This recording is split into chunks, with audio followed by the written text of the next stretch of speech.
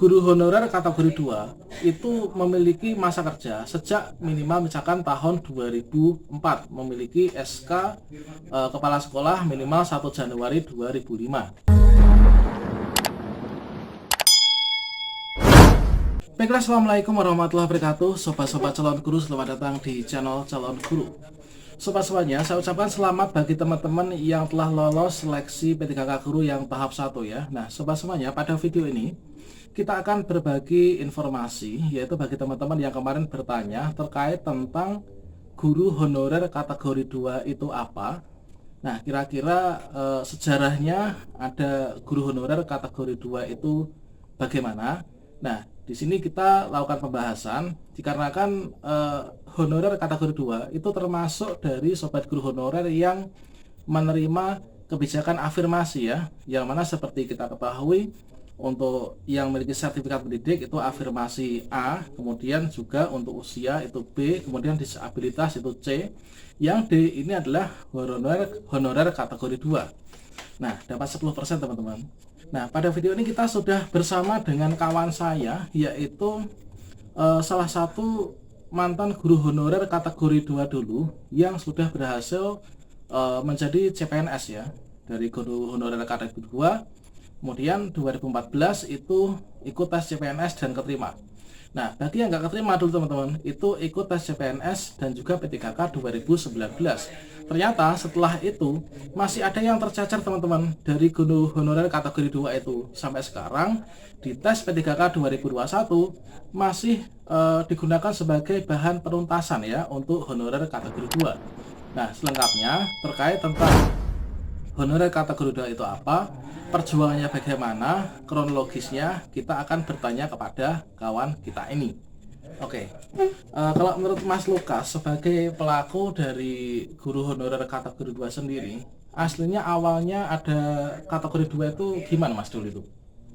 Ya, perlu kita ketahui bahwa guru honorer K2 ini adalah teman-teman yang dengan masa kerja apa itu 2005 ke ini ya, maksudnya 2005 ke belakang itu sudah lebih dari 1 tahun, namun tidak terekrut database ya. Kemudian itu diakomodir oleh pemerintah melalui PP nomor 56 tahun 2012 kalau tidak salah, seperti itu. Kemudian apa itu guru honorer itu kan masih terbagi 2 ya. Iya. Jadi ada K1 dan K2. Kalau K1 itu memang sudah memiliki SK dari Bupati. Itu database yang tercecer. Namun karena masih banyak yang sebenarnya mempunyai masa kerja ya lebih dari 2005 itu sudah bekerja dan sebagainya, akhirnya diakomodir lewat PP itu, seperti itu. Berarti dapat kita simpulkan bahwa pada saat itu guru honorer dibagi menjadi 2 setelah angkatan database itu ya, yang tercacar ada K1 dan K2. Apakah yang K1 itu yang memiliki SK Bupati atau Wali Kota atau Gubernur yang selanjutnya dinamakan sebagai guru honorer daerah atau Honda itu Mas? Iya. Untuk K1 emang itu sudah dibiayai oleh kabupaten atau provinsi. Namun yang K2 ini dibiayai tidak dibiayai APBD. Dia biasanya dibiayai oleh dana bos, oleh sekolah atau yang lainnya, sehingga sewaktu itu perbedaan K1 dan K2 itu cuma ini dibiayai daerah, ini tidak dibiayai daerah, begitu saja. Iya, berarti dari guru honorer K2 itu teman-teman sebenarnya memiliki masa kerja yang sudah memenuhi syarat, seharusnya bisa masuk database. Dan dia seharusnya juga bisa mendapatkan honorer daerah dengan adanya SK Bupati Wali Kota itu. namun karena tidak terakomodir akhirnya dimasukkan guru honorer kategori 2. Nah, kemudian diakomodir lagi sebagai bukti yaitu PP yang diterbitkan tahun 2012 itu Mas. Iya, PP nomor 56 kalau salahnya. Ya, selanjutnya dari PP itu kemudian untuk perwujudan tesnya itu dulu masih CPNS atau sudah P3K juga teman? Iya, dulu itu tesnya juga tes PNS ya, CPNS itu, sehingga semua yang masuk kategori 2 itu melaksanakan tes secara bersama-sama waktu itu secara tertulis dan apa itu belum CBT, maksudnya belum seperti sekarang ini. Kalau kita ingat itu tes CPNS dengan mode kertas terakhir ya, setelah itu langsung ada cap BKN itu Mas. Oke, selanjutnya terkait dengan guru honorer kategori 2. Nah, mengapa sampai saat ini itu perhatian pemerintah itu masih juga memperhatikan teman-teman honorer kategori 2? Dikarenakan memang itu sudah terbukti memiliki masa kerja yang diakui.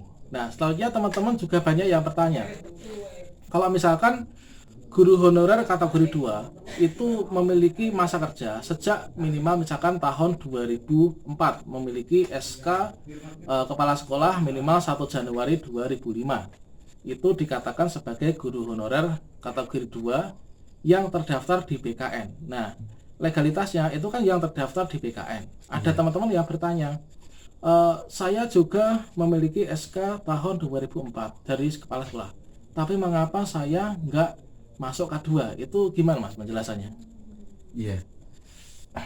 Kalau bagi teman-teman yang mungkin memiliki masa kerja yang mungkin 31 Desember 2005 itu sudah lebih dari 1 tahun atau 1 tahun, itu kenapa tidak masuk kategori 2? Tentu saja mungkin pas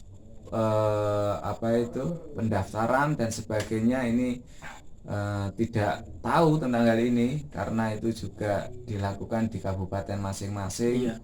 Ada pengumuman resminya dan sebagainya. Ini memang waktu itu informasi tidak semudah sekarang ya. Mungkin dulu itu internet juga masih kita masih sulit dan sebagainya, masih belum banyak tahu. Saya kira informasi dari BKN itu yang melalui internet dan sebagainya lancar-lancar baru sekarang ini, sedangkan yang dulu mungkin teman belum tahu kalau ada pengumuman seperti itu. Iya, jadi teman-teman, yang dimaksud dengan tenaga guru honorer K2 itu adalah yang memiliki masa kerja sekian itu, memiliki SK kepala sekolah dari tahun 2005-2004 Januari itu, dan terdaftar di BKN teman-teman. Jadi untuk guru honorer yang K2 terdaftar di BKN itu adalah ada perjuangan yang sangat berat tersendiri ya. Jadi sekitar kemarin tuh pendataan tahun berapa? 2012 ya. Setelah terbit dari PP nomor 56 tadi, itu teman-teman yang memenuhi syarat itu membuat pemberkasan ke BKPP masing-masing. Nah, kalau misalkan lolos itu didaftarkan ke BKN, itu diakui sebagai tenaga guru honorer kategori 2 teman-teman. Nah, kemudian kalau misalkan teman-teman nggak tahu informasi pada saat itu, dikarenakan masih terbatas juga untuk informasi yang nggak ada internet, nggak ada apa itu kan, mungkin ada tapi masih terbatas, masih mahal teman-teman. Nah, kalau misalkan punya masa kerja yang sama, seharusnya masuk K2 tapi nggak ikut pemberkasan pada masa itu, teman-teman tidak bisa masuk K2 dan tidak bisa mendapatkan afirmasi teman-teman saat ini. Nah, perjalanan berikutnya teman-teman, setelah masuk dalam database BKN berdasarkan dari pemberkasan yang dilakukan, pendaftaran berdasarkan PP nomor 56 tahun 2012 tadi, itu diadakan tes CPNS untuk menuntaskan itu. Nah, tesnya itu kemarin tahun 2013 sama 14 ya Pak? Iya, 2012 keluar PP, kemudian 2013 itu mengadakan tes, dan kemudian 2014 itu pengumuman dan selanjutnya pengeluaran SKCPNS. Iya teman-teman, jadi tahun 2013 itu saya ingat 2013 itu kita tes, jadi dites sesama guru honorer kategori 2. Nah pada masa itu sepertinya itu yang diambil itu adalah ada 30% mas ya, dari seluruh kuota yang ada dengan K2 yang ada itu hanya 30% yang diambil. Nah yang tidak lolos pada tes 2014 itu, nah kalau yang lolos langsung jadi CPNS ya seperti Mas Lukas ini. Yang nggak lolos itu diangkat lagi, ada tes lagi tahun 2019. Bagi teman-teman K2 yang ikut 2019 itu ijazahnya tuh harus sudah S1 dan linear teman-teman. Nah bagi yang usianya di bawah 35 itu bisa ikut tes CPNS jalur K2 pada masa itu.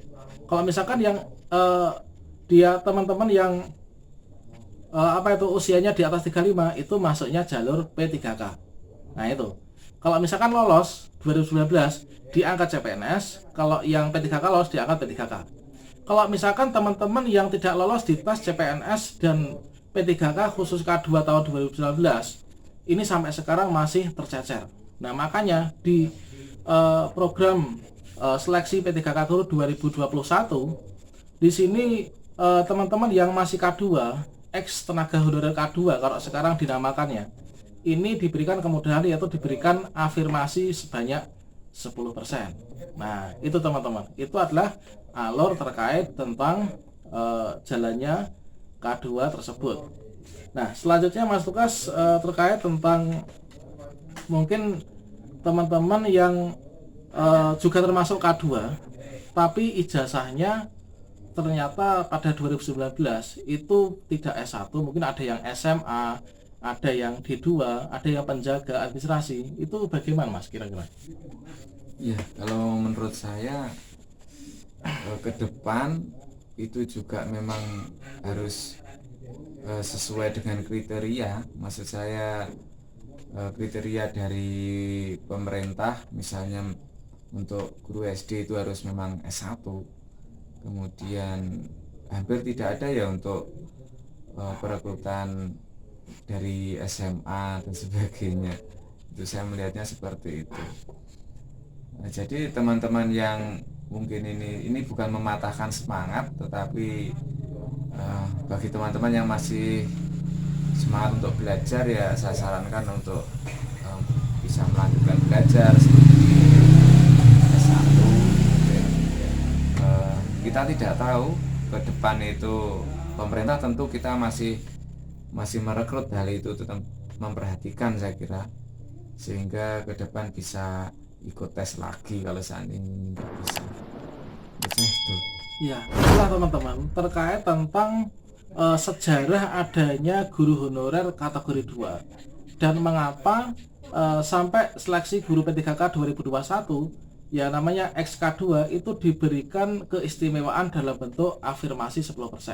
Nah semoga teman-teman yang bertanya terkait tentang apa sih K2 kemudian mengapa dia itu diberikan afirmasi untuk K2, mengapa saya itu kok punya masa kerja dari tahun 2003 tapi kok nggak masuk K2 itu bagaimana. Nah semoga teman-teman dengan adanya video ini kalian bisa tercerahkan ya.